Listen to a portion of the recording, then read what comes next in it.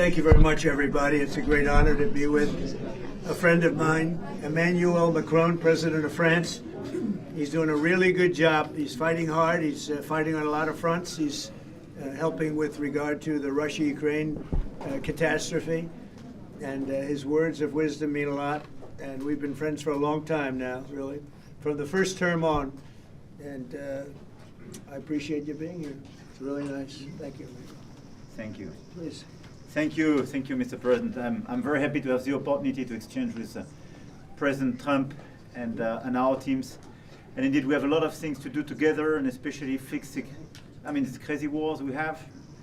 And I just saw the message you issued after your meeting with President Zelensky, and I think it's a very right one. I mean, if we back concretely Ukraine in this situation, given the Russian economy is suffering, I mean, there is this opportunity of a good future. It is. So we will back it.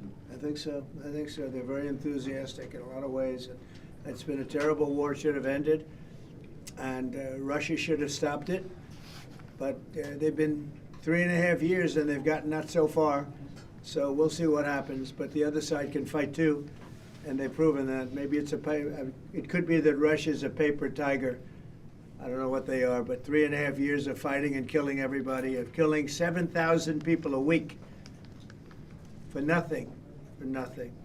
So it's a very sad situation, but most of you have seen the recent statement I put out a little while ago, and I'm glad you got it. But I feel that way. I really do feel that way. Let them get their land back. Yep. So we'll see how it all works out. And in the meantime, I hear France is doing well, and you're doing well. And he's been my friend, and we've gotten along on just about every subject there is to get along with, other than on occasion wine. I say, wouldn't you like to pay a couple of dollars to put the wine into America? But we've always treated you good, right? We will try to fix all these issues, but we had very good discussions. And I think peace as an objective everywhere, right. Ukraine as the Middle East is a common objective we have. So we will work hard on that. Emmanuel has actually helped me with a couple of the wars. We settled 7 wars. The biggest disappointment, but I think that'll happen eventually, is the Ukraine and Russia situation. But we've settled. I thought that was going to be the easiest one because of my relationship with Putin, but unfortunately that's it. Relationship didn't mean anything, unfortunately. But when I needed some advice and when I needed some help in terms of a country in that part of the world, you were always there. And you helped me settle some of these 7 wars. I'm very proud of the 7 wars, but you helped me settle them, and I appreciate that. Thank you. Thank you very much. Any questions for the President? President Macron just said that if you want the Nobel Prize, you should put an end to the war in Gaza. What's your response to that? Well, they say that all together. I mean, it's Gaza, it's Russia, it's everything. I think Gaza's going to come along.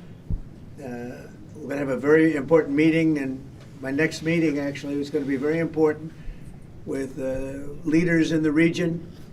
And we're going to talk about Gaza. We're going to see if we can do something about it. We want to stop that. We want to get our hostages back, or their hostages back.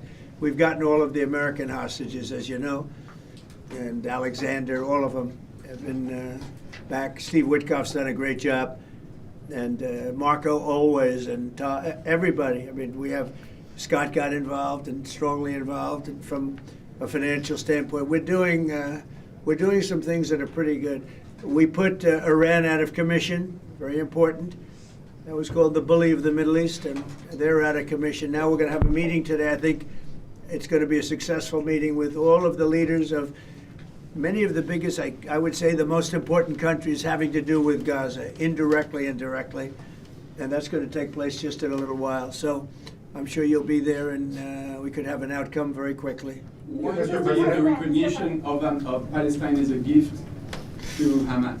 Well, I think it honors Hamas, and you can't do that because of October 7th. You just can't do that. But we want our hostages back, and we don't want them back in 1s and 2s and take the next 2 years to do it. We were the ones that got the hostages back. And I always said, I told Steve, I told Marco, I was always saying the last hostages are going to be the toughest ones. But you can't honor them by doing anything like you suggest. All you can do is say, we want our hostages back, and we want the war to end. We're going to want it to end. But you always have to remember, people forget October 7th was one of the most savage days in the history of the world. There's never been anything like that. We're talking about babies being sliced in half. You're talking about young children having their heads chopped off. You can't forget that. Would you recognize Palestine if the And hostages were just back? perhaps to make it clear on that, I think it's why yesterday 11 countries did recognize Palestine. Not as, I mean, it was not a decision taken like that, neither by UK, nor by Canada, nor by France. It's just a big change. President Trump is totally right. Nobody forgets the 7th of October. I went there a few days after, taking families in my hands, and we experienced all together these horrific attacks. And by the way, we lost a lot of French people in these terrorist attacks. But after almost 2 years of war, what is the result? Once again, they killed the top leaders of Hamas. It works. This is a great achievement. But at the same time, you have as many Hamas fighters as you had the first day. So it doesn't work to dismantle the Hamas. This is not the right way to proceed. So we need a full-fledged process, and we worked very hard on the day after, and I totally share this sequencing. The release of all hostages, the ceasefire, the resume of humanitarian aid, the day after in Gaza to stabilize the land, and we need a political perspective, and this is why we took this decision on recognition. Would you recognize Palestine if the hostages were back? Well, I have to say that I'm on the side of Israel. I've been on the side of Israel really my whole life. And we are going to get a solution, and it's going to be a solution hopefully that's good for everybody. But it's time to stop. We're going to have that very important meeting. I think the meeting we have coming up in the next hour is going to be one of the most important meetings that we'll have here. And we've had some important meetings. We've had some great meetings, and I understand where you are and where other people are too. And we just have to get this solved. We have to get the hostages back. We want to get the war over. That's very important. We're going to end the war, get the hostages back, and we want them all back. We don't want to have one and then we'll give another two in about 3 months from now. We've been doing that for a long time. And in all fairness, we've gotten a lot of hostages back. But you have 20 hostages and you have probably 38 bodies, dead bodies. And the people that I see, and I speak to Israeli families. I was speaking to American families before, but we got them back. But I speak to Israeli families, and they want the son who died. They want their dead son back as much as though he were alive. And it's an amazing thing to see, and it's a horrible thing actually to witness, but I've seen it a lot.